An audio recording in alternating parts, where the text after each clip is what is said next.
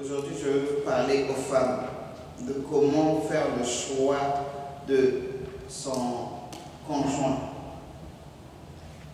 Et dimanche prochain, je voulais faire le choix, je voulais parler aux hommes, comment choisir sa femme.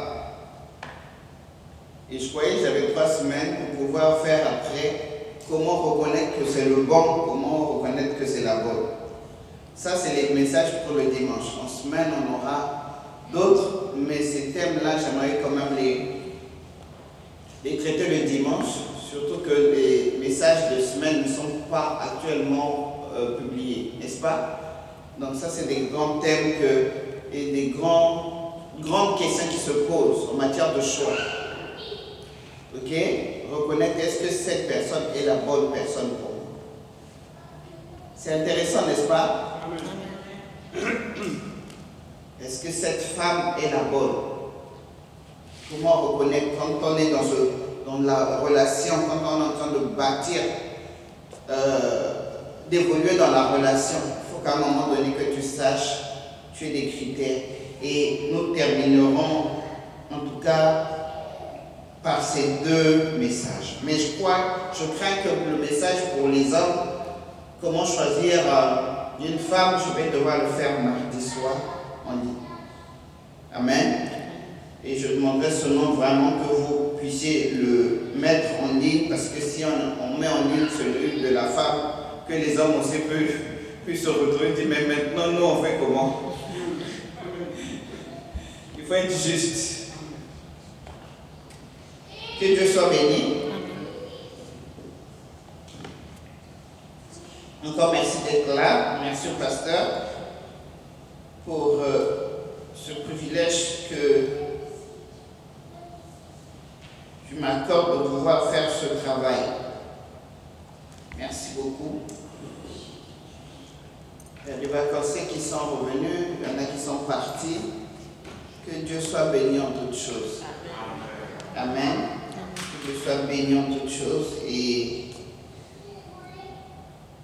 nous sommes là pour continuer à le servir, sachant que le Seigneur lui-même aussi n'est pas en vacances. Voilà, comme je vous disais, aujourd'hui je vais parler aux femmes. Je vais parler aux femmes et je vais parler de comment une femme peut choisir son homme. Quand on dit ça, on peut se dire, mais ce n'est pas la femme qui choisit.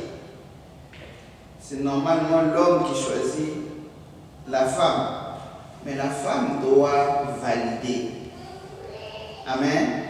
Doit valider que cet homme-ci, oui, je l'accepte ou pas. Il ne faut pas être une femme qui, parce que je pense au mariage, toute personne qui se présente, à partir du moment où la personne me dit je t'aime, à partir du moment où la personne dit je vais t'épouser, tu te dis ah oui, il m'a parlé de mariage. Non. Non, le problème c'est pas seulement de se marier, le problème c'est de se marier, oui, mais de rester dans le mariage pour la vie. Amen. Donc c'est pas seulement l'homme qui te choisit. Toi aussi, tu dois valider ou pas. C'est important.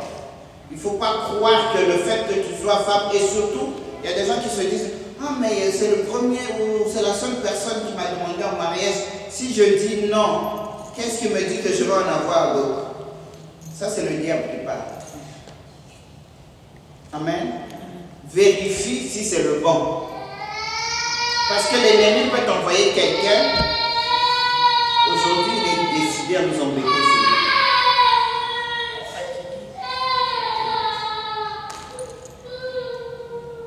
Donc, je disais que l'ennemi peut t'envoyer quelqu'un parce qu'il sait où est-ce que Dieu veut t'emmener, ce que Dieu a mis en toi, et t'envoyer quelqu'un juste pour pouvoir te bloquer toute ta vie, t'empêcher d'arriver là où Dieu veut que tu arrives. Amen. comme on dit souvent, tout cadeau n'est pas cadeau. Tout mari n'est pas mari. Amen. Donc je parle aujourd'hui aux jeunes femmes célibataires qui sont peut-être dans une relation et qui peuvent se demander et qui doivent se demander si la personne avec laquelle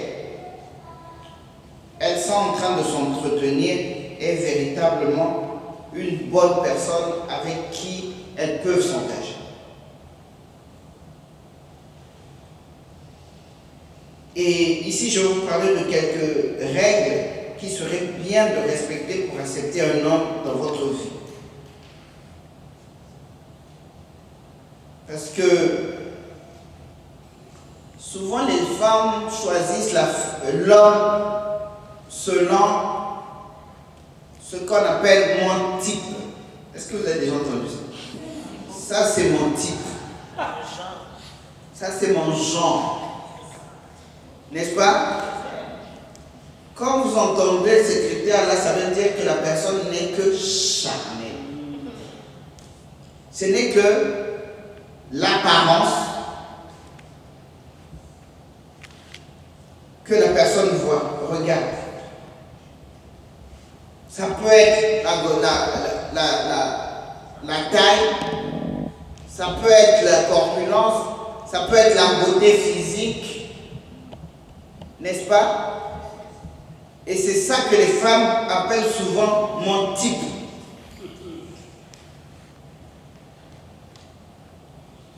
Mais dans ton type là, tu ne connais pas l'état d'âme de la personne. Tu ne connais pas sa spiritualité, son niveau spirituel, son degré de spiritualité, tu ne le connais pas. Tu ne connais pas ses intérêts. N'est-ce pas? Est-ce que tu peux connaître cela extérieurement? Non. Tu ne connais pas son caractère. Amen. Je veux dire à quelqu'un, je veux dire à une femme, on n'épouse pas quelqu'un, on ne choisit pas, on n'accepte pas de rentrer dans le mariage avec quelqu'un parce que c'est mon type. C'est une grande erreur.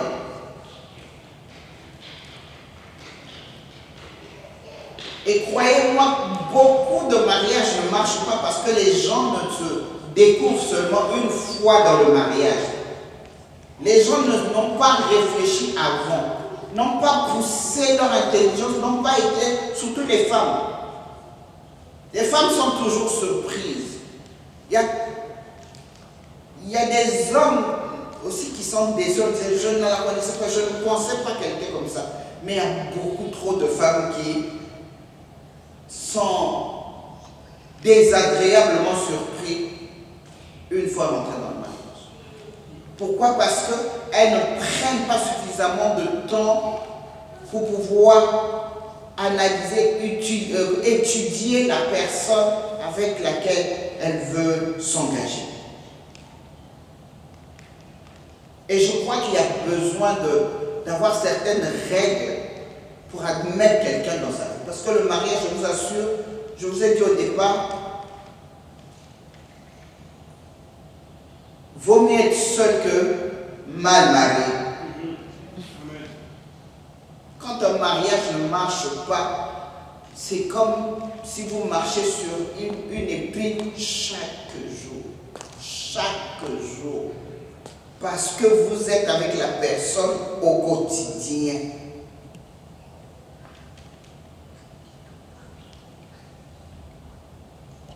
Amen. Je ne dis pas quand il y a une crise, parce qu'une crise peut être passagère. Et il y a dans chaque couple des moments de crise. Mais quand vous réalisez que vous vous êtes trompé de personne, vous êtes rentré mais vous ne pouvez pas sortir. Ça devient comme une épine sur laquelle vous marchez chaque jour. Alors je crois qu'il est important d'avoir quand même quelques règles pour minimiser le risque de tomber sur une mauvaise personne.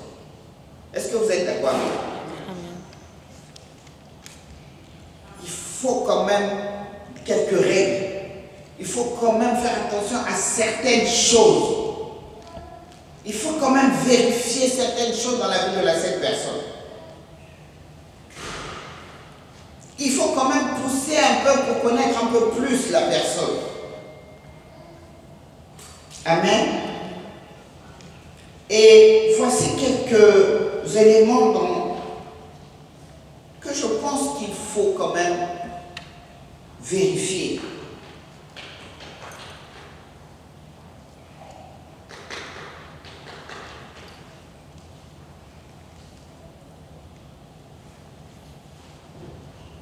La première,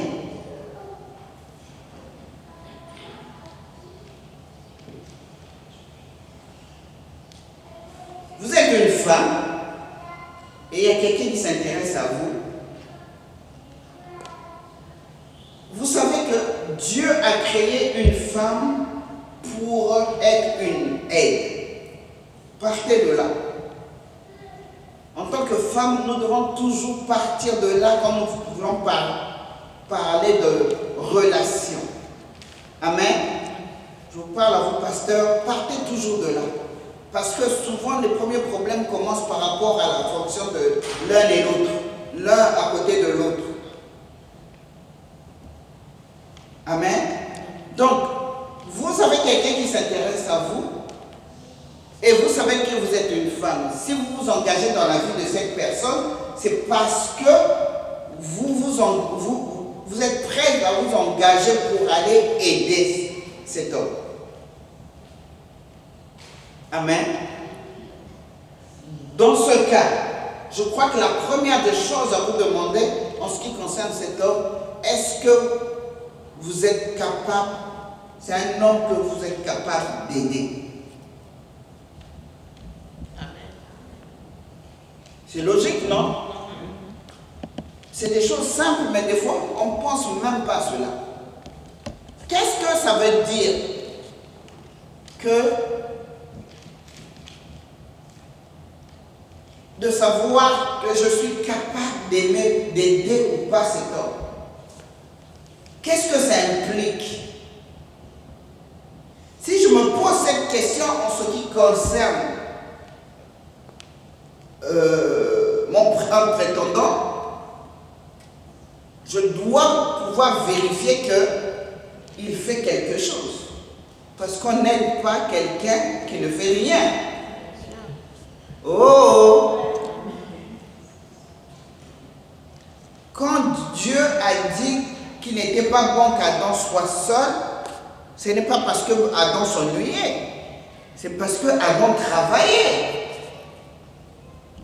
Et parce que Dieu avait comme but que le travail que Adam avait commencé s'étende sur des années, sur des siècles, et ça croisse, que le travail s'accroisse. Et pour cela, il dit qu'il ne pourrait pas le faire tout seul. Il n'est pas bon qu'il soit tout seul pour pouvoir le faire. Il va lui créer une aide. Vous êtes d'accord avec moi? C'est parce que Adam avait déjà une activité. Et une femme rentre dans la vie d'un homme pour pouvoir aider l'homme à travailler, à faire ce qu'il doit faire comme travail. Alors, tu es intéressé par l'homme, c'est vrai. Peut-être même qu'il est ton type, ok. Mais quand tu vas vivre avec lui, il y a une chose que tu seras appelé à faire, c'est de l'aider. Mais est-ce que l'homme avec qui tu parles, l'homme qui te dit qu'il t'aime, est-ce qu'il fait quelque chose que tu peux dire que ah, c'est ça que tu fais, ok, mais il faut que je commence à m'intéresser à la chose parce que je serai appelé à t'aider. Amen. Logique. Malheureusement, les gens ne pensent pas à ça. Il n'y a rien de plus difficile à vivre que d'être dans un mariage avec quelqu'un qui ne fait rien. Quelqu'un qui n'a pas de vision. Quelqu'un qui ne sait pas où il va. En quoi est-ce que tu vas l'aider? Et en tant que femme, telle que Dieu nous a créés, nous sommes disposés à aider. Nous sommes créés pour aider. Et quand tu arrives dans un endroit où il n'y a rien à faire, tu t'ennuies. Et imagine-toi, tu as affaire à un paresseux. Quelqu'un qui ne veut pas se lever pour aller chercher du travail, quelqu'un qui ne veut pas se lever pour travailler ou même pour monter une entreprise. Parce que si tu ne veux pas aller chercher du travail, monte une affaire toi-même. Ça veut dire que tu n'as rien à faire. Tu n'as rien à aider. Tu peux t'imaginer la vie dans ce mariage. Amen. Donc la première des choses, quand quelqu'un s'intéresse à toi, quand tu commences à réfléchir, est-ce que c'est lui ou c'est pas lui, vérifie ces choses. Commence par savoir qu'est-ce qu'il fait. Parce que même s'il est étudiant aujourd'hui, mais il doit avoir une vision. Il doit avoir, savoir le but de sa vie. Et ça, c'est des informations dont tu as besoin parce que toi, tu vas devoir t'aligner dans cette vision-là, en tant que femme. Quelqu'un dit Amen. Amen. Quand je parle comme ça, je crois qu'il y a beaucoup de gens qui sont mariés, qui réaliseront, ils sont rentrés dans le mariage, rien, vraiment c'était des graiseries. Il y a beaucoup de mariages qui ne tiennent pas parce que ça n'avait aucun fondement. Comme dit souvent mon mari, il y a des mariages que Dieu ne connaît même pas. C'est pas parce qu'on s'est marié, on est allé devant la mairie que Dieu, lui, il avait validé ça. Parce qu'il n'y a rien de Dieu dedans.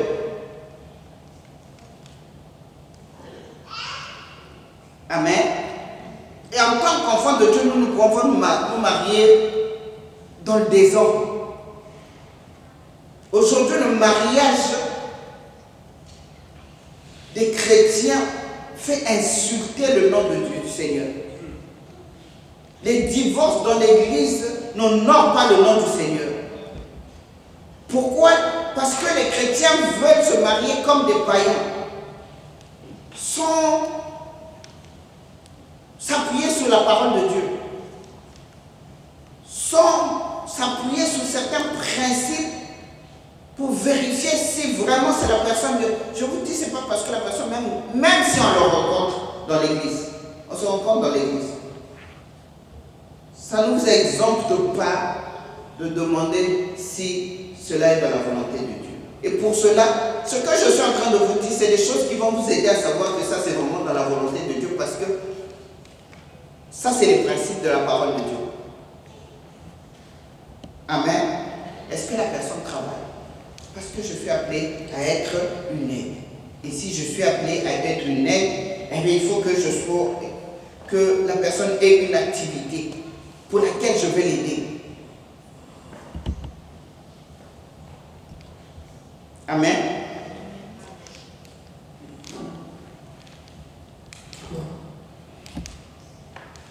Et un homme, un enfant de Dieu surtout, doit connaître le but de sa vie.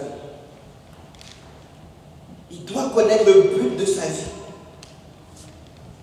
Et se donner les moyens de poursuivre ou d'accomplir le but de sa vie. C'est là où,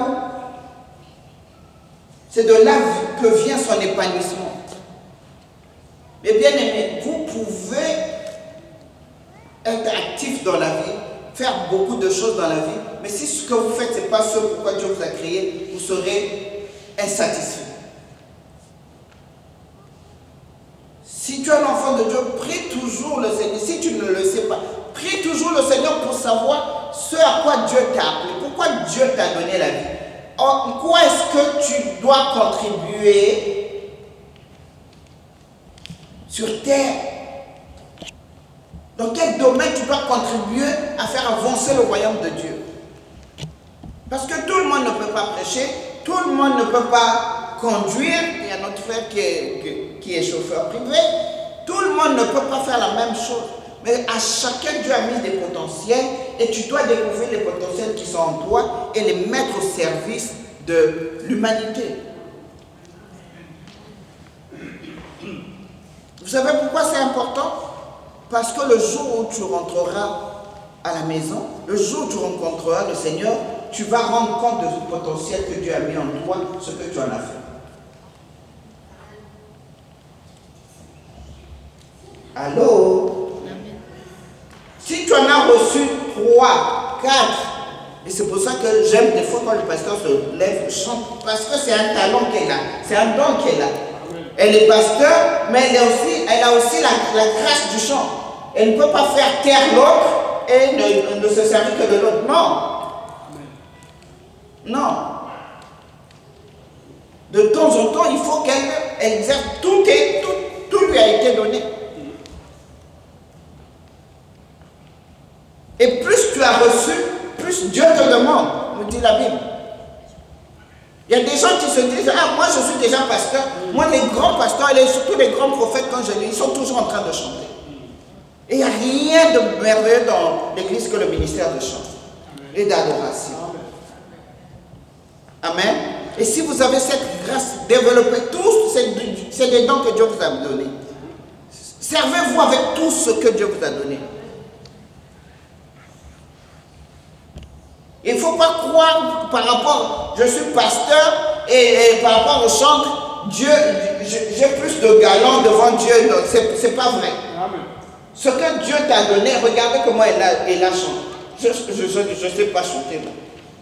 Je ne veux pas m'hasarder.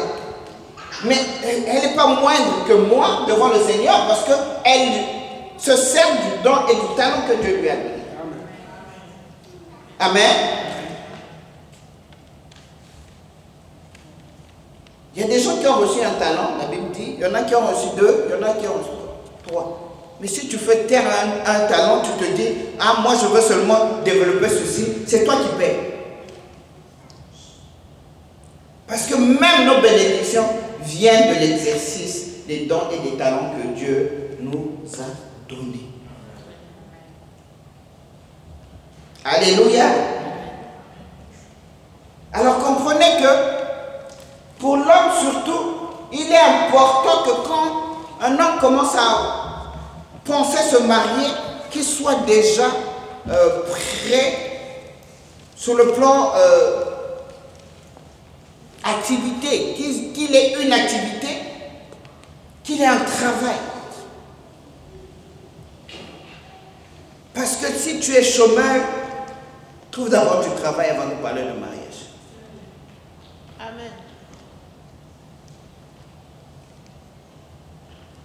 Ne pensez pas que le mariage, c'est la fête. Le mariage, c'est juste après la fête, ça commence. Là, vous allez vous dormir, vous vous réveiller, et si la vie n'est pas animée comme il faut, vous allez vous taper dessus. Si vous n'êtes pas occupé comme il faut, vous allez vous ennuyer. Même la lune de miel, même si vous voulez la prolonger sur 3 mois, mais après les 3 mois, là, vous allez commencer à vous ennuyer. Si vous ne savez pas vous occuper. Et il est important, surtout pour l'homme, d'être fixé par rapport à son travail, par rapport à une activité qu'il va faire, et de grâce pour un enfant de Dieu, que ce soit quelque chose qui correspond à ce à quoi Dieu l'a appelé. Amen. La deuxième chose que chaque femme doit vérifier quand vous voulez rentrer ou quand vous êtes en relation avec un homme qui s'intéresse à vous, prenez le soin de parler avec lui de son histoire. Quand je dis parler de son histoire,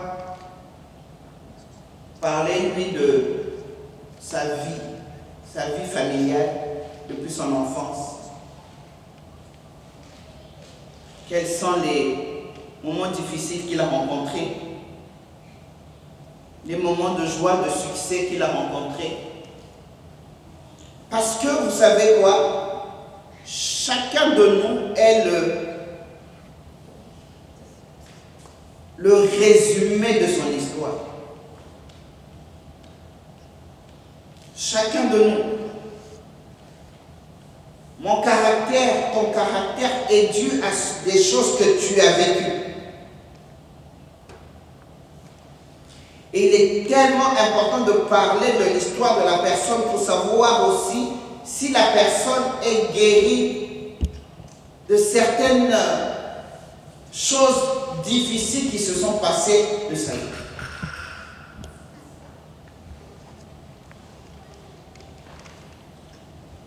Ça peut être un homme qui a perdu son père, très jeune. Est-ce que vous savez que c'est très difficile pour un homme de guérir de cela? Est-ce que vous pouvez vous imaginer que même en devenant mari, il peut avoir du succès dans sa vie, dans ses entreprises, etc. Mais cette douleur pour un garçon d'avoir perdu son père, surtout quand très jeune, reste toujours enfoui quelque part en nous. Si vous ne le savez pas, vous ne comprendrez pas ces sauts d'humeur des fois. Amen. C'est des choses, si vous ne connaissez pas, vous ne comprendrez pas ces sauts d'humeur des fois. Ou même le côté où il aime se renfermer sur lui-même, ne pas vouloir parler. Au plus profond de lui, c'est peut-être un cœur qui saigne encore. C'est pas parce qu'il est maintenant homme et même père qu'il ne pleure pas son père encore au plus profond de lui.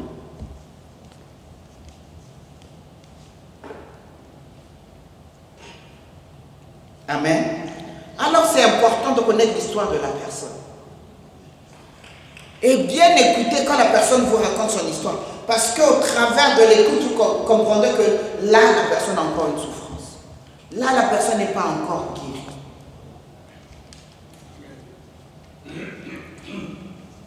Et quand la personne n'est pas guérie sur un point, ça va forcément se refléter quelque part dans son comportement.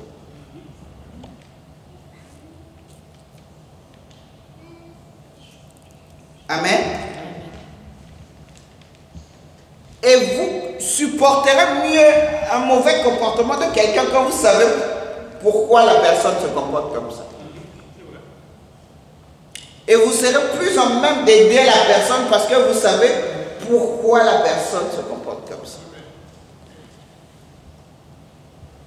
Amen. Alors donc il est important de parler de l'histoire de la personne. Et croyez-moi, les gens qui sont encore beaucoup blessés, comme vous le voulez, raconte-moi un peu ton histoire, l'histoire de ta vie, depuis tes parents, comment ça va. Souvent, ils n'aiment pas en parler. Si vous entendez, vous voyez que la personne a du mal à en parler, ça veut dire que les blessures sont encore vives.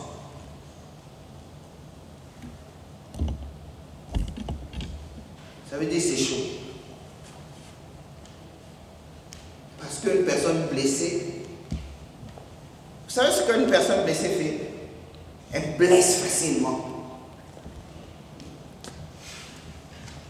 Attendez-vous à ce que quand vous voulez parler de l'histoire de la personne n'est pas disposée, ne veut pas en parler, alors qu'elle veut vous épouser, elle veut vivre avec vous pour la vie, mais elle n'est pas prête à ouvrir son cœur, elle n'est pas prête à ouvrir la porte de son histoire que vous rentrez pour savoir ce qui s'est passé.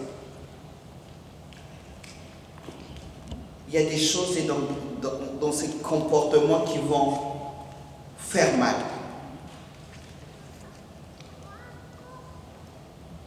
Et c'est des choses, des fois, souvent qu'on ne connaît pas et on réalise seulement à un moment donné, parce qu'on est quand même rentré dans le mariage, des situations qui surgissent. On se dit, mais on aurait, je ne pouvais pas croire qu'il pouvait me faire ça. Mais tu n'es jamais rentré dans son histoire pour voir quelles sont les traces qui pourraient le suivre. Ou tu as entendu l'histoire, mais tu n'as pas su analyser que ça, là, c'est quelque chose qui risque un jour de conduire à ça, pour que tu puisses prier. Amen. Amen. Est-ce que c'est intéressant ce que je raconte? C'est important, n'est-ce pas? Pour valider quelqu'un dans ta vie, ça c'est des critères qu'il faut voir. Il faut parler à la personne. Il faut savoir. Et plus, moi je conseille toujours, plus la personne ne veut pas parler, plus il faut insister. Parce qu'elle veut vivre avec toi. Mais je ne peux pas te connaître si je ne te connais pas. Je ne connais pas ton histoire. Tu connaîtras mieux la personne si tu connais l'histoire de la personne. Amen. Donc si une personne ne veut pas t'ouvrir son cœur en ce qui concerne son histoire, ça veut dire qu'il ne te permet pas de le connaître. Et comment tu peux épouser quelqu'un que tu ne connais pas?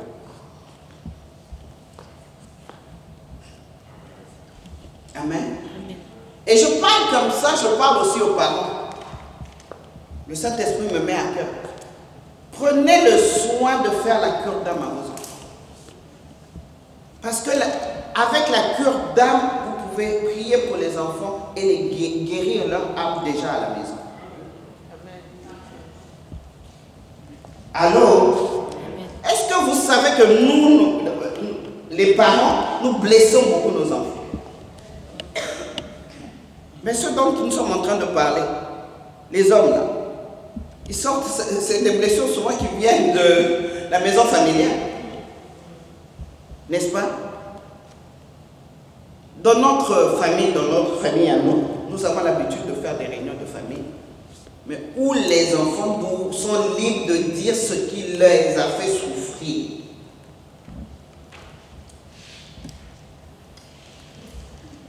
Alors, c'est comme ça que ça se passe chez les Kitty.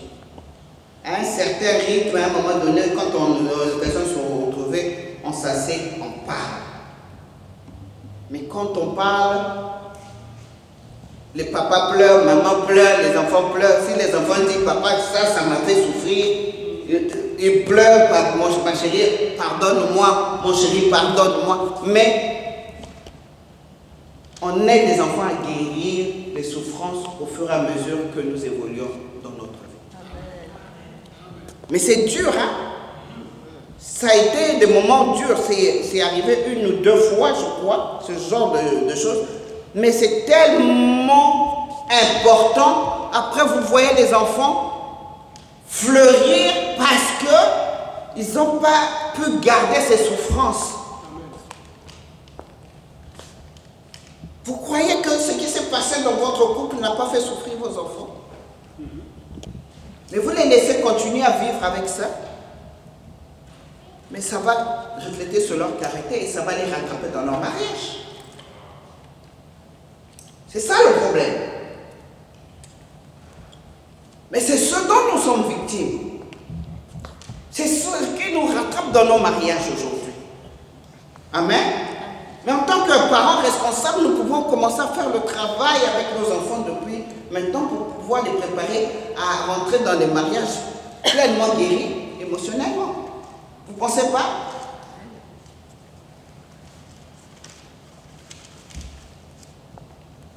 Ça s'appelle la responsabilité. Si nous avons été responsables, si nous sommes les responsables de leurs blessures, soyons aussi responsables de leur guérison. Amen. Je sais que ça choque, je sais que ça se fait rarement, mais je peux vous dire que c'est très important. Parce que les enfants, des gens qui ne sont pas guéris émotionnellement, causent des dégâts, vivent mal, créent des problèmes. Et nous-mêmes, nous savons, nous en sommes certains. Amen. Alors nous pouvons comprendre. Quand j'enseigne sur le mariage, j'enseigne pas seulement ceux qui sont en âge de se marier, j'enseigne aussi aux parents par rapport au travail que nous devons faire pour préparer ceux qui demain vont rentrer dans le mariage.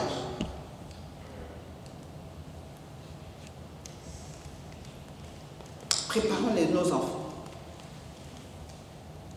Aidons-les à guérir s'il y a des choses difficiles qui se sont passées, dont ils ont été témoins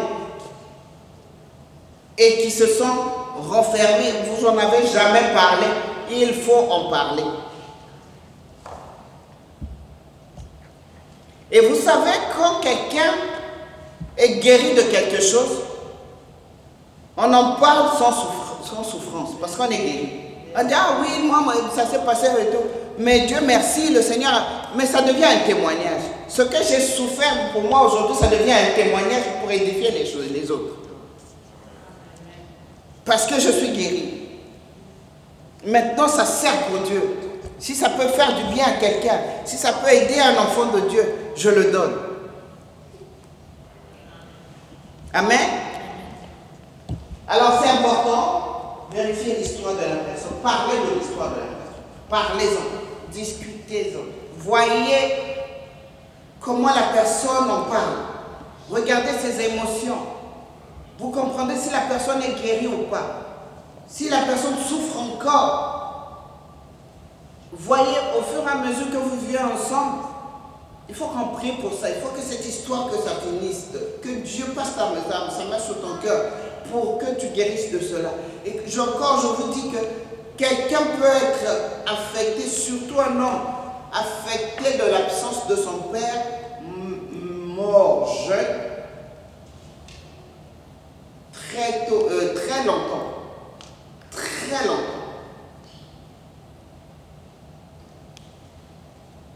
Et pour ceux dont les pères les ont quittés, c'est-à-dire, ils ont connu, les enfants ont connu le père, mais le père est parti, à un moment donné, il est parti. Vraiment parler de leur histoire. Parce qu'à un moment donné, le garçon peut refaire la même chose. Il peut se lever du jour au lendemain, il quitte sa famille ou autre. Pourquoi? Parce qu'il se dit, mais si moi mon père m'a quitté, pourquoi je ne quitterai pas? Je ne me sens pas bien. Mais il ne se sent pas bien, ce n'est pas par rapport à la femme, il ne se sent pas bien parce qu'émotionnellement, il est blessé.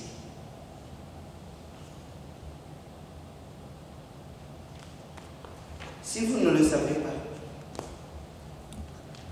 vous vous mettez en relation avec la personne, son histoire, vous ne la connaissez pas. Ou vous n'en tenez pas compte. Mais c'est le sang. Et souvent, son père qui est parti, lui aussi, il a été victime d'un père qui l'a abandonné.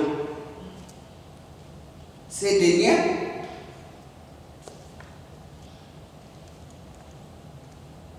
Mais le fait de le savoir, ça vous permet de prier et de couper les liens. Amen. De couper les liens. Je vous dis toujours, mon mari, comme sur mon mari, j'ai entendu de la prière, moi je ne ferai pas comme ma femme, mon père. Je ne suis pas mon père. Je ne vivrai pas la même vie que mon père. Je me dis, mais c'est drôle de prier. Mais c'est après que j'ai compris. En écoutant son histoire, on me dit, mais attends, toi-même, tu es, comment on appelle, tu sors d'une deuxième femme. Il dit, mais moi je vais me marier et je vivrai marié et j'aurai mes enfants dans le mariage. Vous voyez? Mais c'est des choses qu'on a commencé à prier. Quand j'ai compris ça, moi aussi je commence, moi je ne suis pas aussi comme ma mère.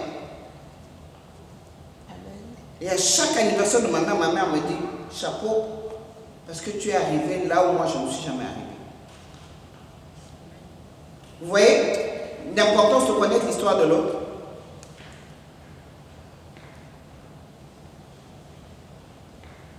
Faisons attention à ces des petites choses.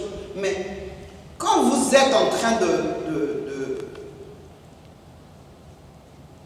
de vous étudier, de vous connaître, voilà les sujets dont on parle. Ce n'est pas on va au cinéma, on va prendre un peu ceci. Vous êtes dans des futilités, alors que vous avez le temps, avant le mariage, de connaître à qui vous avez affaire. Amen. À notre époque, quand on se retrouve, il faut qu'on prenne le temps de prier. Aujourd'hui, là, on va partout. Tous les films, qu'est-ce qui est en train de... Vous connaissez tout ce qui passe, mais le film de la vie de l'un de l'autre, vous ne le connaissez pas. Il faut peut-être commencer par là. Amen. Et après, vous ne comprendrez pas qu'une fois dans le mariage, que ça ne marche pas. Qu'il est compliqué. Il n'est pas compliqué. Il est blessé. Il y a quelque chose, il y a une case qui manque. Non, mais c'est vrai. Les gens qui posent problème, souvent c'est des signes de souffrance. Retenez cela, aussi simple, même un enfant. Quand un enfant pose beaucoup de problèmes, il y a une souffrance derrière. Je ne t'ai pas dit ça pour ton fils aîné, quand son père n'était pas là. Quand son père, ça ne s'est pas calmé. J'ai dit, un enfant qui pose problème, c'est des signes de souffrance. Si vous n'allez pas voir qu'est-ce qui fait souffrir cet enfant, vous ne saurez pas. Mais les gens peuvent grandir comme ça, avec ces souffrances, et commencer à poser des problèmes dans le couple.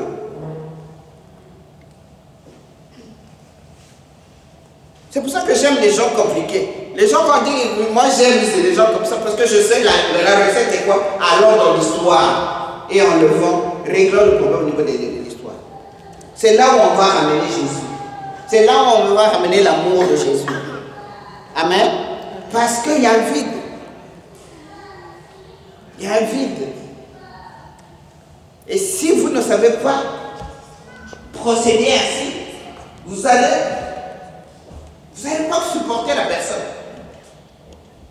Vous allez avoir du mal à supporter la personne. La troisième chose à voir,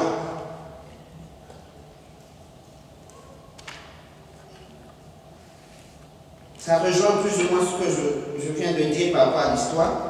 Cherchez à voir s'il est guéri. Guéri de tous les traumatismes de sa vie. Il y a des traumatismes qui viennent de la famille. C'est ce dont nous avons parlé. Il y a des traumatismes aussi qui viennent des amis. La personne a eu à rencontrer des mauvais amis. Il y a des traumatismes aussi qui viennent de ce que la personne a aimé une femme. Écoutez-moi bien. Un homme a pu aimer une femme et la femme l'a rejeté. Il y a beaucoup d'hommes qui sont traumatisés par rapport à ça. Il va vers une autre femme, mais le traumatisme est dans la façon dont on l'a rejeté par une femme qu'il a beaucoup aimée. Le traumatisme reste longtemps. Et vous verrez que c'est quelqu'un, il vous aime, il veut vous épouser, mais il n'est pas très attaché. Parce que son cœur est resté quelque part dans la relation, la première relation. Cherchez à savoir à quel niveau la personne a été traumatisée. Qu'est-ce qui a été l'objet de son traumatisme?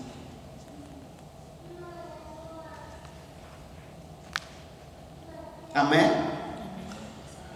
Vous n'avez pas entendu des femmes déjà dans le mariage vous dire, mais fais pas attention à moi.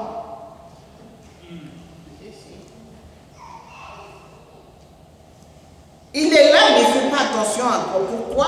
Parce que dans son cœur, il y a une femme, l'amour de cette femme n'était pas fini. Ça a été interrompu d'une façon difficile, d'une manière difficile, pour lui, et c'est comme s'il est resté prisonnier de cet amour. Bien que consciemment, il se dit, bon, ben, je vais continuer ma vie. La femme peut-être a refait même sa vie. Il est là, mais son cœur n'est pas forcément avec toi.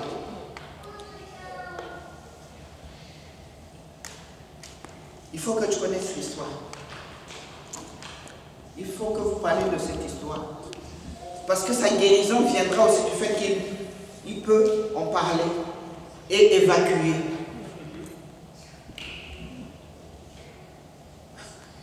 Amen. De ce qu'il peut aussi évacuer. Et plus il en parle, mieux il se sentira. Mieux il reviendra à être présent avec toi. Donc, il y a la famille qui peut traumatiser la vie de la personne. Il y a les amis, il y a les collègues. Il y a même la société, il y a même les politiciens qui traumatisent les gens. Le racisme, ça traumatise. N'est-ce pas?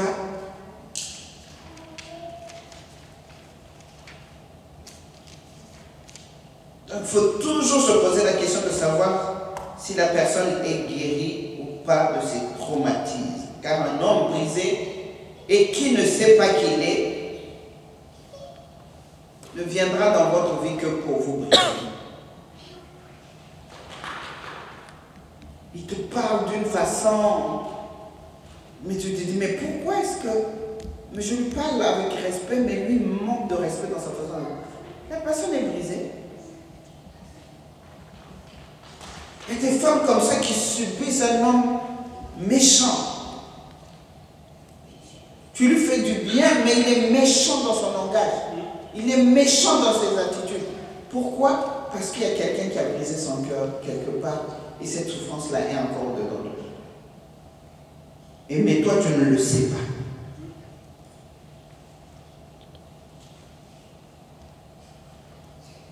Donc, ne nous fions pas aux apparences, n'est-ce pas?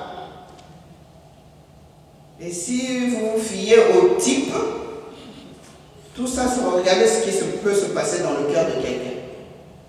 Tout en étant beau, tout en ayant même beaucoup d'argent. Parce qu'il y a des fois dans le type là, il faut qu'il ait beaucoup d'argent. Mais beaucoup d'argent avec un sale caractère. Beaucoup d'argent avec, comment on appelle, un langage méchant à ton égard. Tu vas haïr même cet argent.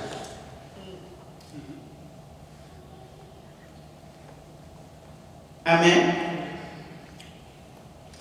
Je veux vous montrer, vous parler juste dans le troisième point parce que j'en ai 6. Ici, je vais vous parler des signes qui montrent qu'un homme est guéri. Amen. Est-ce qu'on peut voir, on peut nous mettre 1 Timothée 2, verset 8. 1 Timothée 2, verset 8.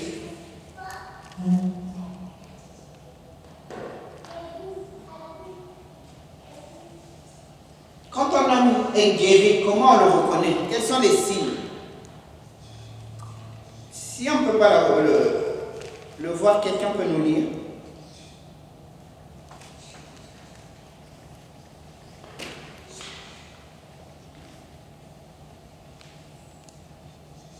Timothée 2, verset 8. Oui, verset 8.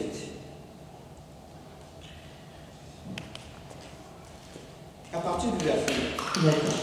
Je veux donc que les hommes prient en tout lieu, en élevant les mains pures, sans colère ni arrière-pensée. On s'arrête là, juste oui, parce qu'après il parle des femmes.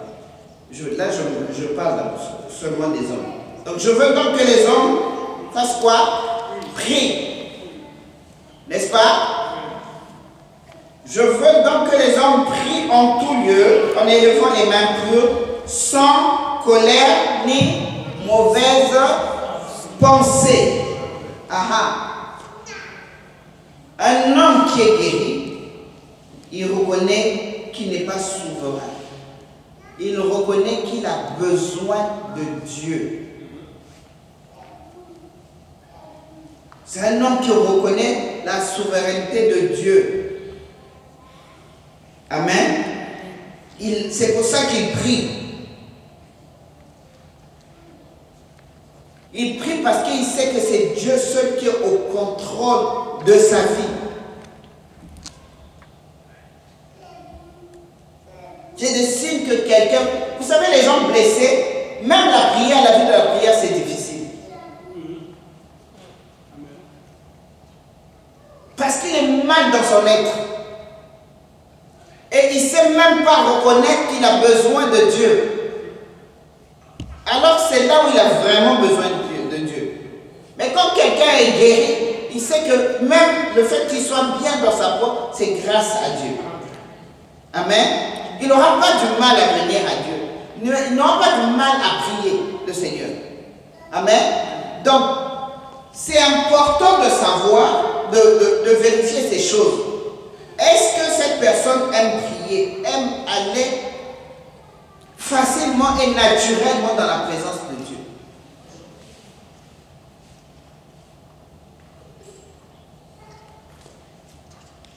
Vous savez, les gens qui prient beaucoup, on ne prie pas parce qu'on est fort, on prie justement parce qu'on reconnaît qu'on est faible. C'est même un signe d'humilité que de prier. Parce que quand on prie, on fait recours à l'intervention de Dieu. On donne la permission à Dieu d'agir pour nous. Ok? Et il faut être guéri, pour reconnaître ainsi la souveraineté de Dieu sur sa vie.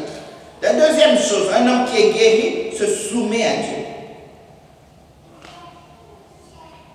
Il se sanctifie. Et ça, c'est un travail de chaque jour. Il veille à marcher dans la crainte de Dieu chaque jour.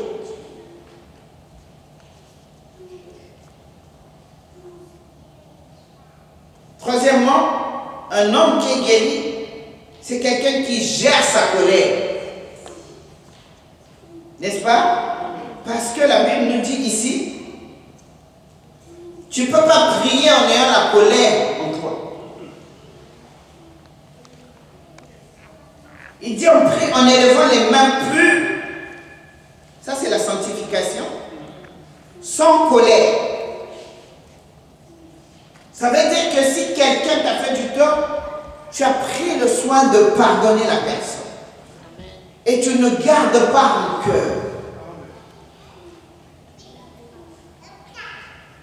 Et à ce moment-là, tu peux lever les mains vers Dieu. À ce moment-là, tu peux prier.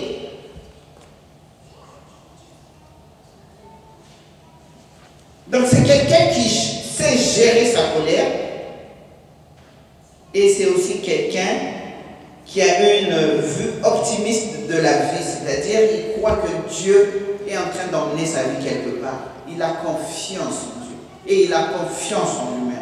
Ça, c'est les signes de quelqu'un qui est guéri émotionnellement, qui est guéri des traumatismes de la vie. Amen.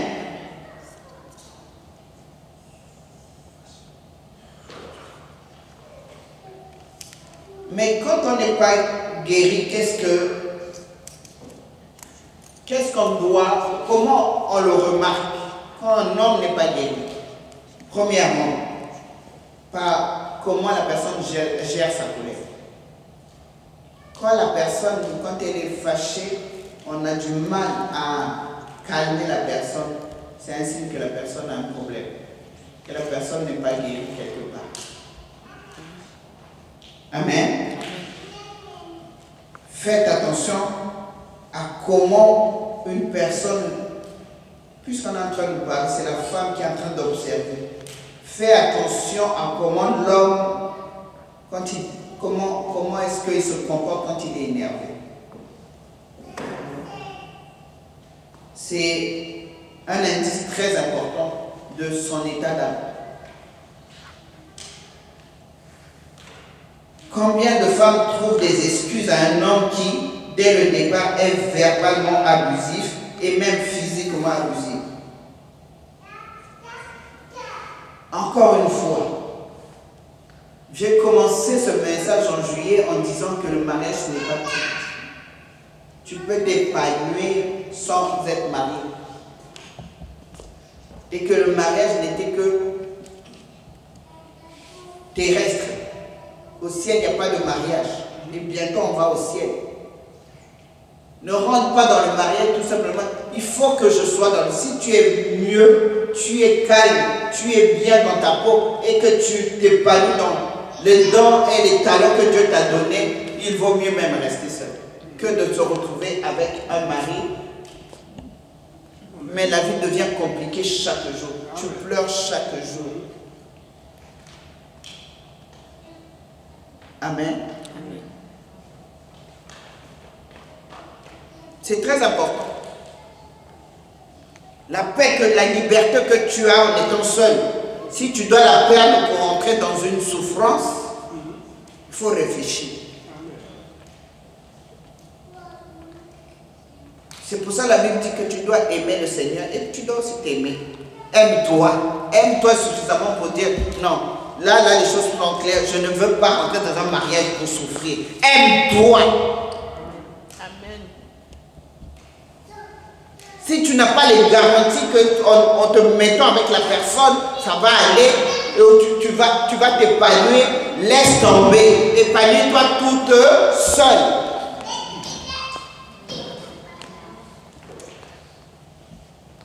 Amen. Épanouis-toi toute seule.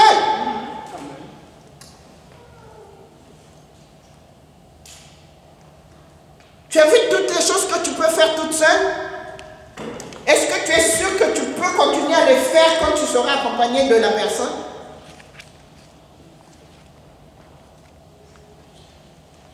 Amen.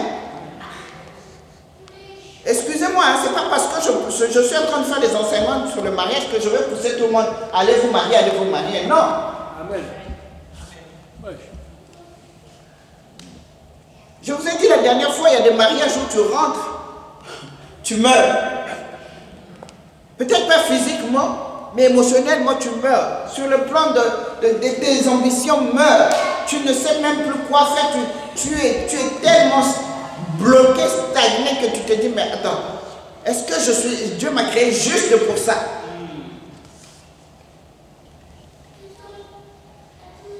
Et ça, c'est les mariages où les gens rentrent parce que c'était le type qu'ils ont vu. C'est leur type d'homme.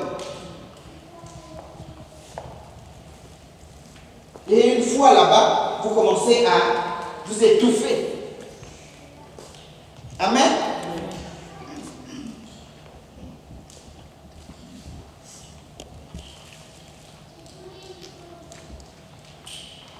Alors, vérifiez ces choses. La gestion de la colère. Vérifiez qu'il est transparent dans ses conversations. Quand vous nous posez une question, et je dis souvent aux femmes, s'il y a un moment où vous pouvez être vraiment exigeant, où vous pouvez même vous imposer à l'homme, c'est quand vous êtes fiancé. Parce que si vous voulez quelque chose, à ce moment-là, vous pouvez vous imposer. Dire, écoute, je veux qu'on en parle. Comme il est en mode recherche, il est beaucoup plus en mode de te supplier et il est obligé de te parler. Mais souvent, c'est le temps où les filles ne se consacrent pas à poser les véritables questions, à creuser pour savoir des choses les plus enfouies qui vont vous rattraper demain.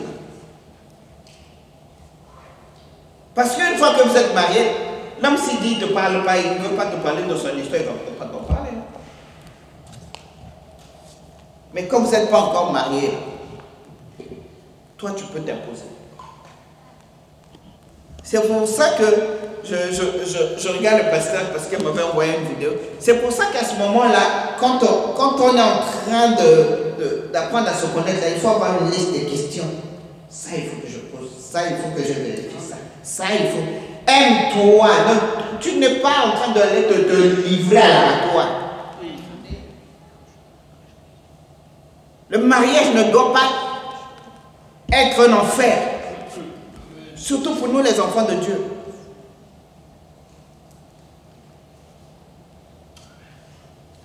Mais il peut devenir un enfer si tu n'es pas préparé à cela. Si vous n'êtes pas préparé, vous ne préparez pas à la chose. Et vous rentrez pour rentrer. Une fois que vous êtes dedans, maintenant qu'est-ce qu'on fait?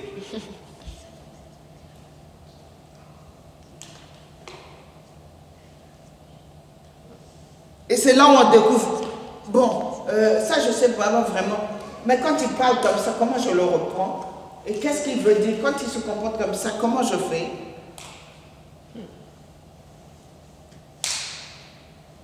Ah ben sinon, s'il me parle comme ça, moi aussi je lui parle comme ça.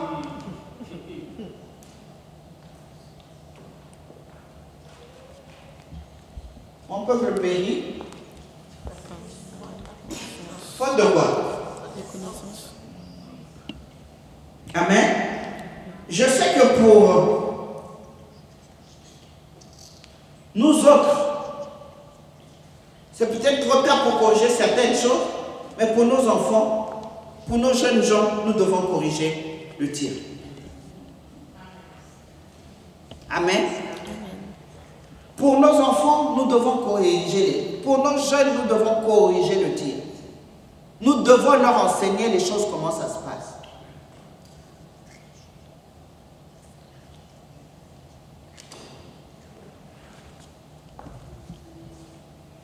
Regardez, vérifiez s'il est transparent. Si la personne ne veut rien dire sur son histoire, sur sa vie, ça veut dire qu'il choisit de te cacher des choses. Ce n'est pas un bon signe. Amen. Il n'y a pas un autre moyen pour connaître quelqu'un si ce n'est pas le moyen de la conversation. Quand la personne te parle d'elle. Tu n'as pas d'autre moyen de connaître la personne que si la personne te parle d'elle.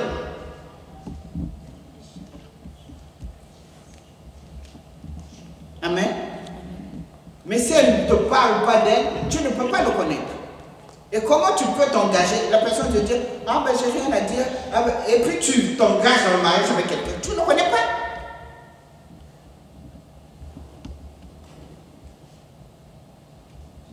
Qu'est-ce qui t'attend dedans?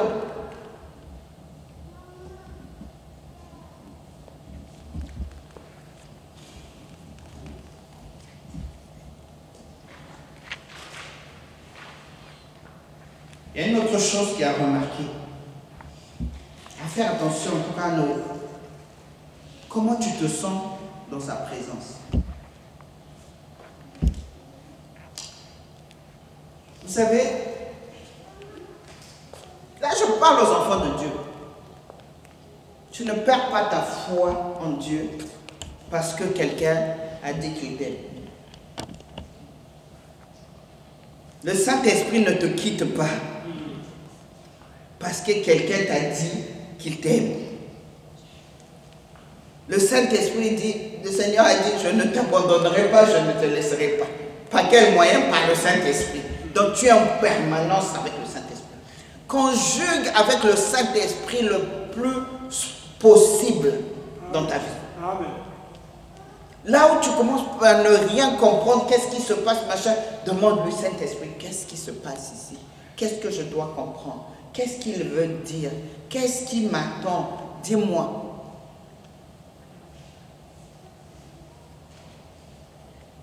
Et quand tu rencontres la personne, tu as peut-être rendez-vous avec la personne, tu te retrouves avec la personne. Quelle énergie il dégage?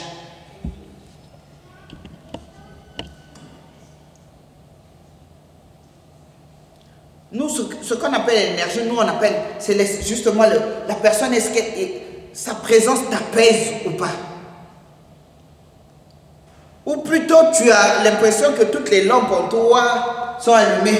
Il y a quelque chose qui ne va pas, mais je ne sais pas quoi, mais il y a quelque chose qui ne va pas. Quand il parle, il y a quelque chose qui me dérange. Le Saint-Esprit est en train de dire, les voyants sont rouges.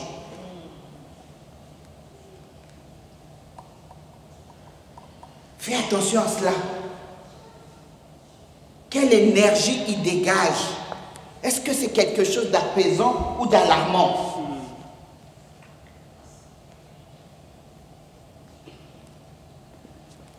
Amen.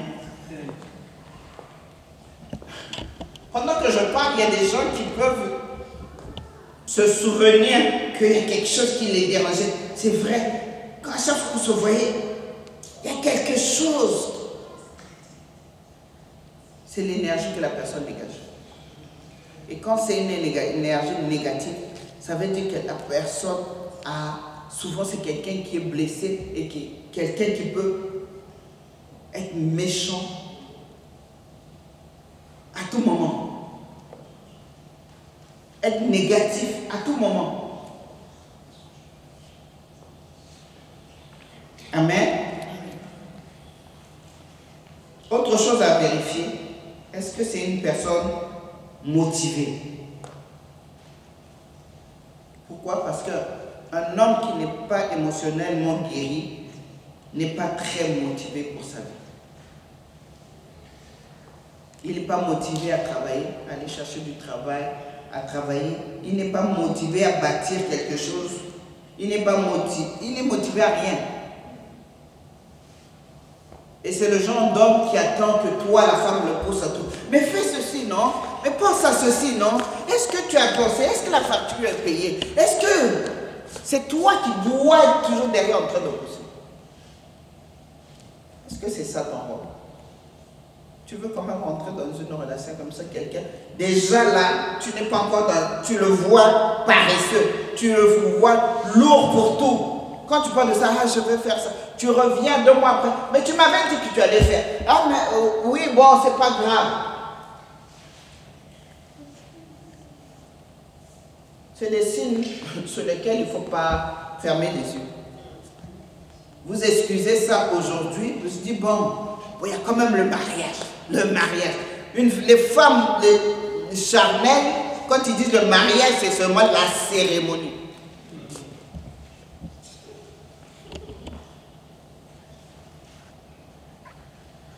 Mais, curieusement, plus les cérémonies sont grandes, extraordinaires, plus les mariages deviennent compliqués.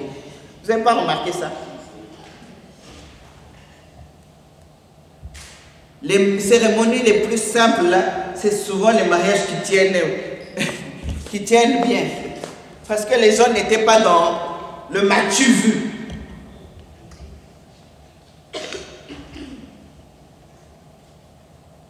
Je ne suis pas contre. Mais est-ce que vous êtes préparés pour après?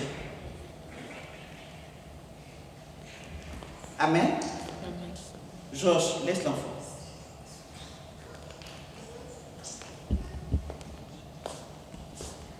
Ces deux-là, ils sont en train de s'amuser pendant le...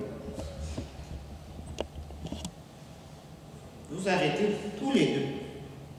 Sinon, vous venez vous asseoir là devant. Ok? Est-ce qu'il est motivé? Un homme, c'est un chef. Il est appelé à être le chef de ta famille. Mais si lui, il n'est pas motivé, c'est la tête.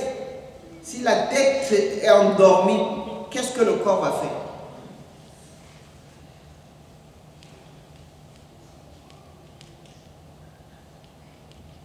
Ça, c'est quelqu'un qui a besoin de se reconnecter avec Dieu. Ou même d'avoir de l'aide, un suivi sur le plan mental. Amen. La 4e chose, vérifier s'il est suffisamment profond pour conjuguer sa vie avec la vôtre. Et là, écoutez-moi bien. C'est peut-être pas à ceux qui sont dans la salle que je suis en train de parler. Peut-être à nos jeunes gens. Quand tu as une grande destinée, fais attention à la personne avec qui tu vas te marier. Surtout en tant que femme. Amen. Il faut que l'homme soit à la hauteur de ta destinée, là où tu vas. Je sais qu'on a l'impression que ce n'est que la femme qui suit la destinée de l'homme, mais toi aussi, Dieu t'a appelé à être une grande dame. une personne d'influence, une personne à grande destinée. Mais si ton homme n'est pas capable de conjuguer avec toi, c'est toi qui vas perdre. C'est-à-dire que tu vas t'éteindre. Parce que les gens qui pensent qu'il n'y a que mariage, après c'est tout. C'est pour ça que je dis qu'il faut d'abord se développer soi-même. Il faut savoir ce que Dieu a mis en toi. Les hommes sont très égoïstes, naturellement.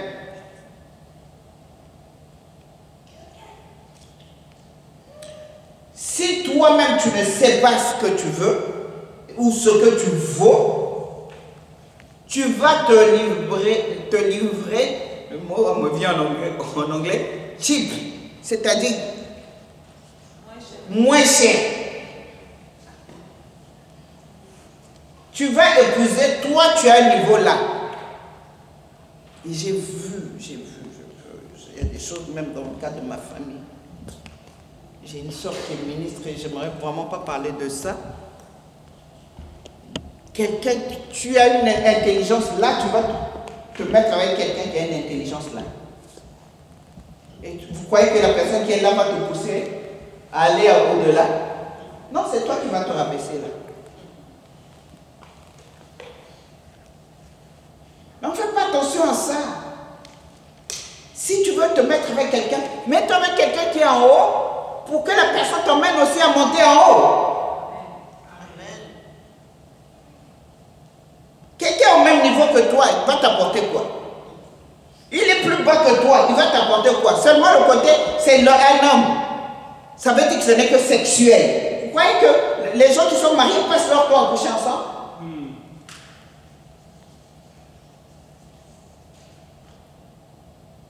Pourquoi tu ne t'aimes pas?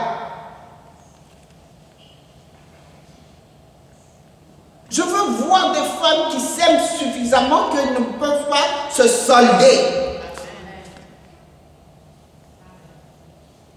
Ta destinée est grande. Ta destinée ne se limite pas au mariage.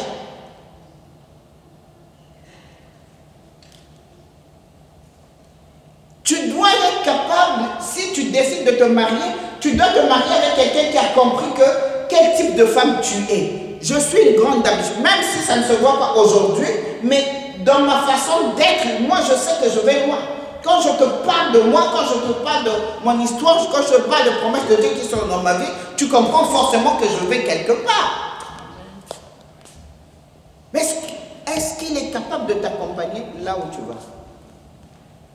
Ou est-ce que parce que tu es rentré dans sa vie, non, tes ambitions là, on les enterre. Tu sais ce que ça va faire? Ça va te rendre frustré. Tu vas le pousser jusqu'à un moment donné, tu dis, mais oui, c'est vrai, lui il est arrivé quelque part, aimez-moi. Parce que les dons, les talents et les potentiels que Dieu a mis en toi, il n'a pas mis en lui. Et si ça ne sert pas, tu t'étouffes. Tu as un mal-être. À un moment donné, tu vas passer comme une rebelle parce que tu te dis, mais attends, je ne fais que donner, moi je ne reçois pas. Mais oui, parce que tu as choisi quelqu'un qui n'était pas en mesure de te donner ce que tu as besoin.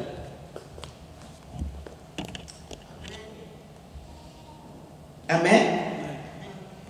Alors c'est pas parce que quelqu'un t'a promis le mariage que tu ne dois pas l'examiner. Vérifie qui tu es. Par rapport à qui il est, est-ce que cette personne peut t'emmener là où tu veux aller?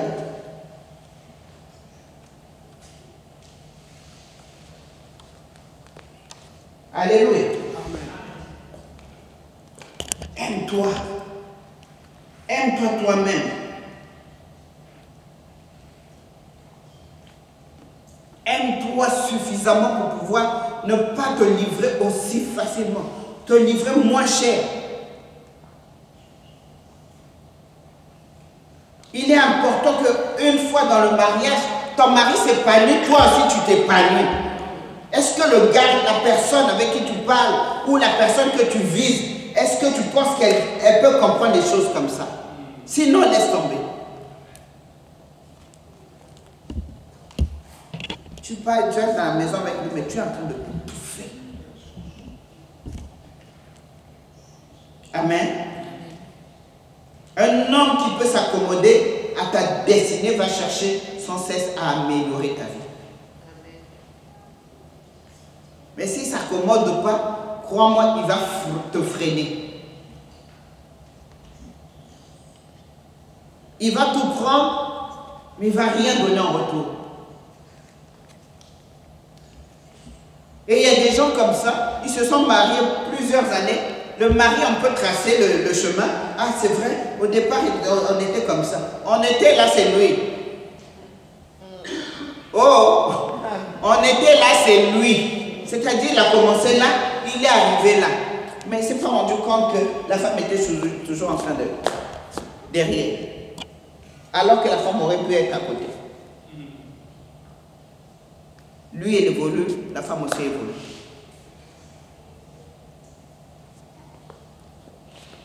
Amen. Nous voulons voir dans cette église des couples équilibrés. Si le mari avance, toi aussi avance. Amen. Et cet équilibre-là vous fait du bien à vous et fait du bien à vos enfants. Vous donnez un exemple à vos enfants. Vos enfants n'iront pas se prendre des amants juste pour des coucheries. Ils prendront aussi des gens qui ont des ambitions. Parce qu'on a vu notre père et notre mère toujours avancer, faire des choses pour avancer. Et tout en étant mariés.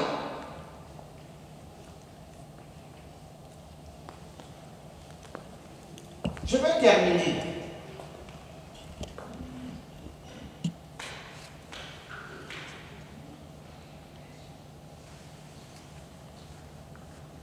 Le mariage n'est pas une fin. Ce qui nous fait vivre, c'est notre relation avec Dieu, notre épanouissement avec Dieu. Et notre épanouissement avec Dieu vient du fait que nous faisons ce pourquoi Dieu nous a créés. Tu ne t'épanouis quand tu fais ce à quoi Dieu t'a appelé. Tu ne t'épanouis pas parce que tu es marié à un tel, même monsieur le président.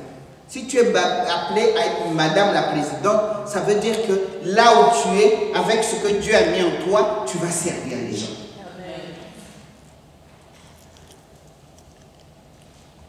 Mais c'est l'usage de ce que Dieu a mis en nous qui fait notre épanouissement. Comprenez-le une fois pour toutes. Ne vous n'enterrez pas vos talents. Vous savez, l'homme qui a reçu un talent, il est parti l'enterrer. Comment le Seigneur l'a repris? Ne laisse rien enterrer les dons et les talents qui sont en toi. Rien ni personne.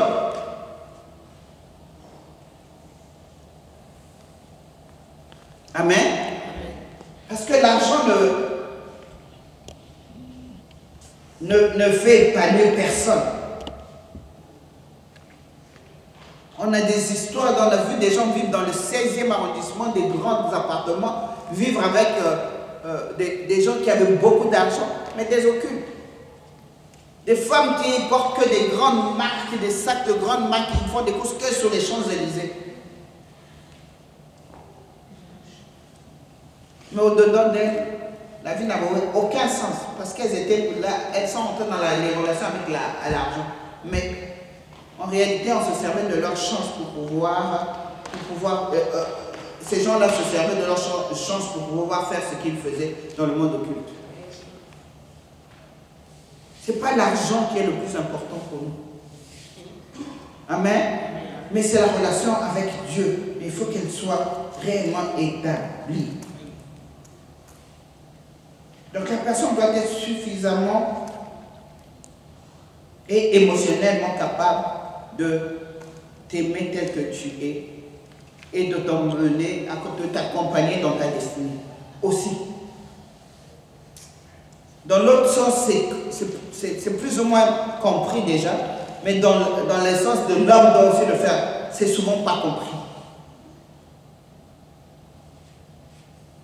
Amen. Cet homme doit être capable de te guérir de tes sentiments d'insécurité. T'amener à lui faire beaucoup plus confiance. Ça, c'est dans sa façon de te parler, de te traiter. Quand un homme traite bien sa femme, cette femme, tu te sens en sécurité avec lui. Vérifiez s'il ne sera jamais intimidé par rapport à vos succès. Quand la lumière est sur toi, est-ce qu'il est intimidé ou pas? Parce que le Seigneur nous appelle à nous. Il ne faut pas croire que le succès que vous voyez là, c'est même les gens du monde, on les acclame. Mais vous croyez que Dieu, nous, avec Dieu, Dieu ne veut pas que nous ayons du succès quelque part. Vous savez, nos histoires familiales nous ont tellement... On se dit, bon, je vis, hein, j'ai mon travail, j'ai mon mari, j'ai mes enfants. C'est bon. Si c'est tout ce que Dieu a mis dans ta vie, mais si tu as des dons et des talents, Dieu veut que ces talents-là puissent servir dans ce monde et servir au maximum de gens. Et tu sais que plus tu sers les gens, plus le succès, c'est ce qu'on appelle le succès. Ce que tu fais impacte beaucoup de gens.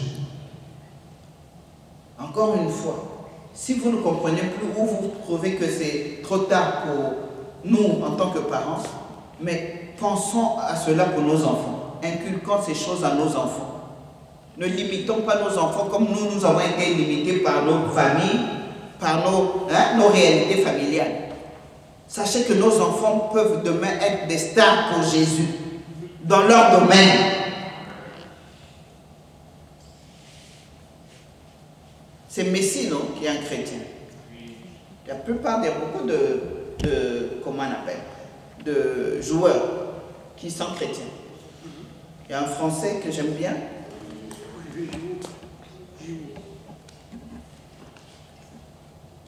C'est un champion pour Jésus. N'est-ce pas? C'est un champion, mais avec son Jésus. Il faut déjà qu'on puisse se dire que mon fils, ma fille doit aller loin et manifester Jésus le plus loin possible. Amen. Pas seulement dans le mariage. Avec le don et le talent qu'il a, c'est pour aller glorifier Jésus en haut, à haut niveau. Si vous considérez que pour vous et moi c'est trop tard, mais ayons cette pensons à cela pour nos enfants. Et pour cela, nous commençons à leur parler en leur disant, toi tu es une championne, toi tu es un champion. Dans quel domaine l'enfant aime faire ceci, tu vas le faire jusqu'à être meilleur.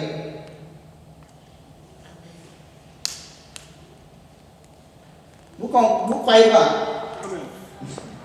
Vous croyez pas? Vous voulez que vos enfants reviennent aussi dans les carcans, dans les limitations que vous et moi on a eues de nos familles? Non. Non. Si nous avons été limités, nos enfants ne doivent pas être limités. Et pour cela, nous avons la responsabilité de déclarer ces bénédictions sur nos enfants. Amen. Nous avons la responsabilité de veiller à ce que nos enfants, quand ils ont un don, un talent, de nourrir ce talent chaque jour. Les encourager à bien le faire. Il y a aussi une chose qu'il faut vérifier. Est-ce que cet homme peut reconnaître ta contribution non financière à la vie de la famille? Il y a des hommes, parce que la femme ne travaille pas, ils les méprisent. ben de toute façon, tu fais rien. Restez à la maison, faire des enfants. Restez à la maison à s'occuper des enfants et du ménage. Laissez un homme le faire. S'il est tranquille, moi à l'aise, il ne t'appelle pas au secours, ça c'est un bon homme. Mais beaucoup, 2-3 jours, ils vont te dire, fais vite parce que tes enfants me dépassent. Quand vous en avez un, ça va. Mais il y a 2, 3 à vous occuper. Partez, vous la femme, partez, laissez-le avec les enfants. C'est là que vous allez demander, c'est où le sel? Je t'appelle, c'est où le sel? C'est où le... Il ne savait même pas où est-ce que... Amen. Vous êtes en couple. De me poser la question, s'il arrive que, pour des raisons, parce qu'il y a des femmes qui sont restées à la maison rien que pour éduquer leurs enfants. Et leurs enfants sont bien. Les enfants dont les mamans sont restées à la maison sont bien éduqués que les mamans qui sont parties travailler souvent et les enfants sont restés avec les nounous. Ou dans les écoles.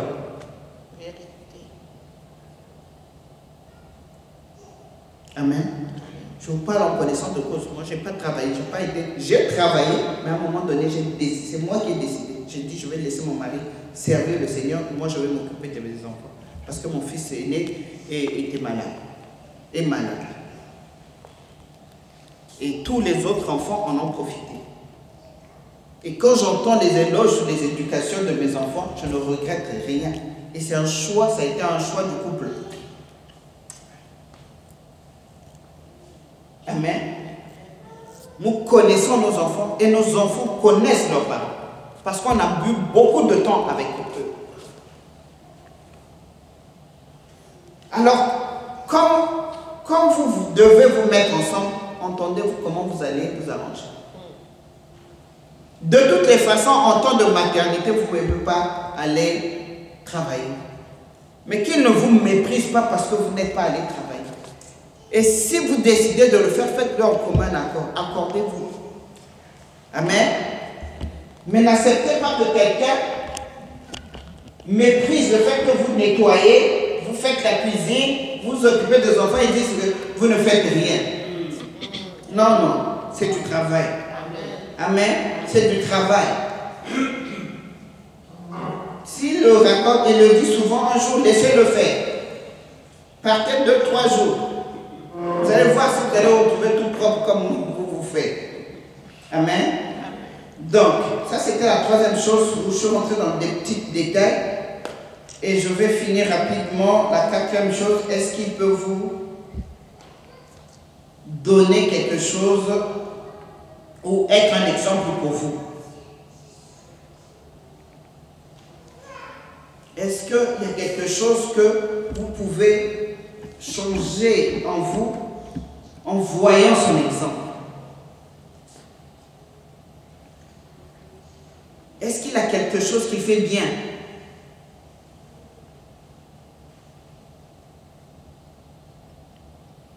Moi, mon mari, c'est quelqu'un de très patient. Et j'ai appris la patience. Aujourd'hui, les gens disent, hey, maman, j'ai appris de l'équité. Moi, je n'étais pas patient du tout. Quand il y a un problème, il faut qu'on règle là. Mais lui, c'est quelqu'un de très doux et de très patient. Et je me suis rendu compte que c'était une qualité que je devais imiter.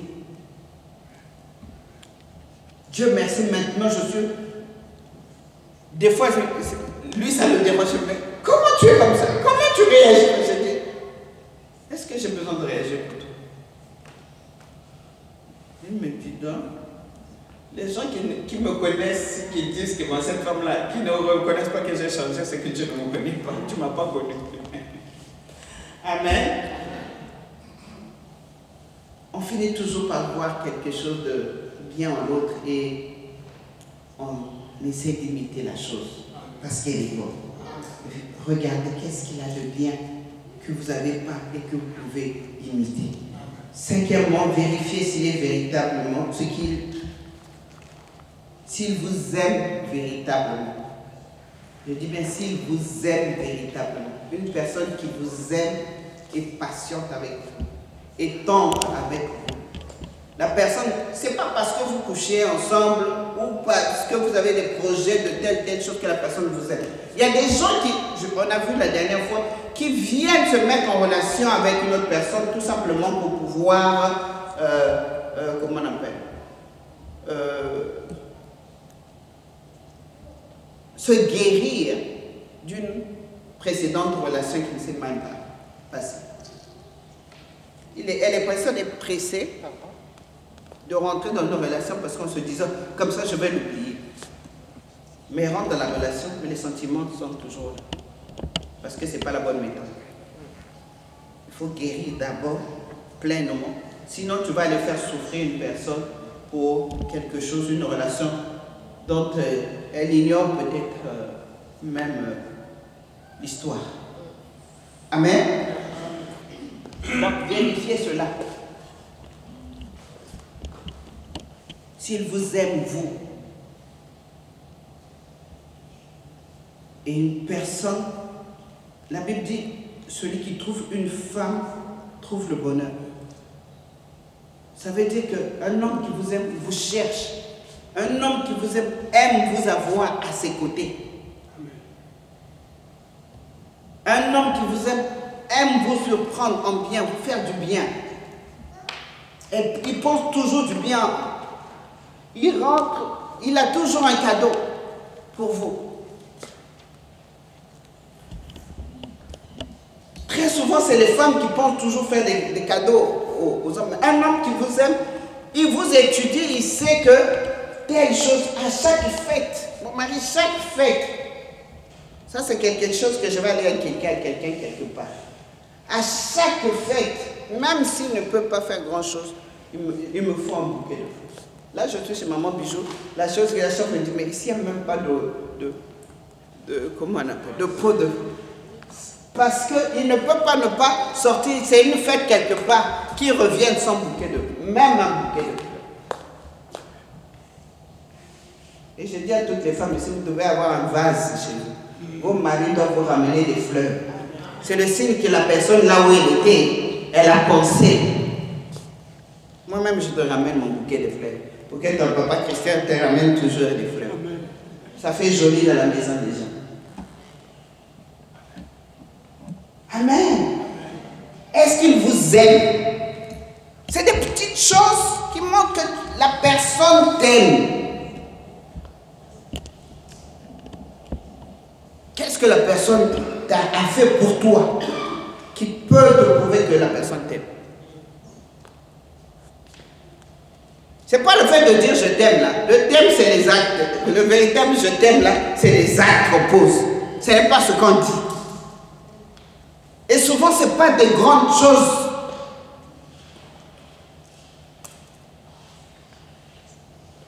Qui prouvent l'amour.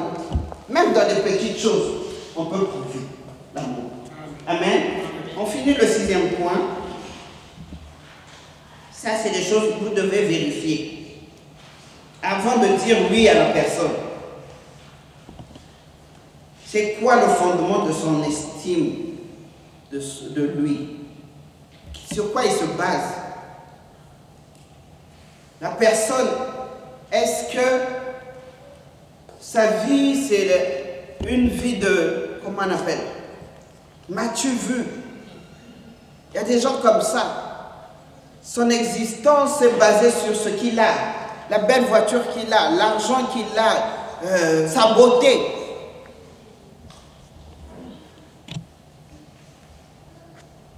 Est-ce que c'est tout? Son estime de lui est basée que sur ça?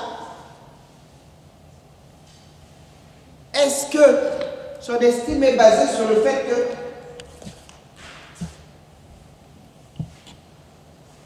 qu'il connaît beaucoup de gens? Il a beaucoup d'amis. Vous savez, il y a des gens comme ça. Le jour où il est en train de te draguer les seuls, après tu te rends compte qu'il y a tout un village. Déjà côté familial, les amis n'en parlons pas. Il faut faire attention avec ça. Parce que quelqu'un qui est habitué à vivre dans sa communauté, que tu le veuilles ou pas, il va vouloir te faire entrer dans la communauté. Et en rentrant dans la communauté, rien ne te dit que tout le monde va t'accepter. Et souvent, cette communauté-là, c'est là où les problèmes commencent à sortir. Parce qu'il y a quelqu'un qui a vu que tu ne l'as pas souri. Il y a quelqu'un qui a vu que ta manière de parler ne lui plaît pas. Est-ce que son estime de lui s'appuie sur une communauté, sur comment on appelle ce côté social? Donc, est-ce qu'il a vraiment besoin de cela? Est-ce que toi, tu es le type de personne à vivre dans un tel environnement où chaque dimanche, il faut aller voir la grande sœur, il faut aller voir la maman, il faut aller voir machin? Est-ce que c'est ta vie?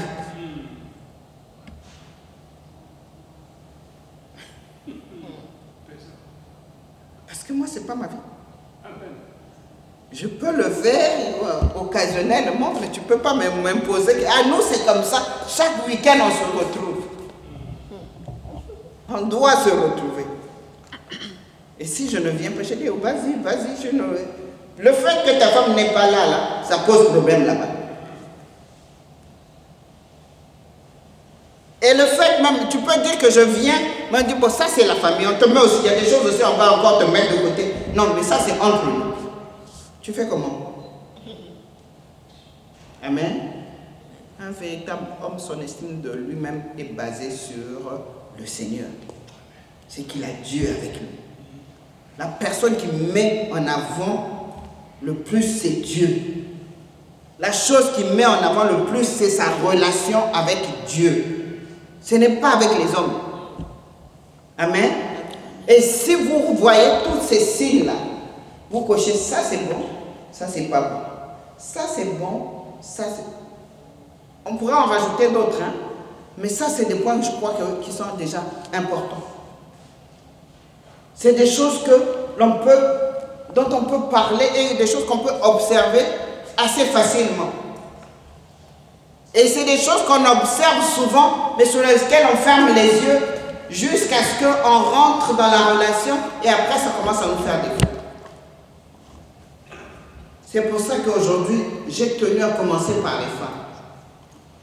Pour valider que cette personne, je m'engage avec lui, vérifie ces choses. Amen. Amen. Que Dieu soit béni.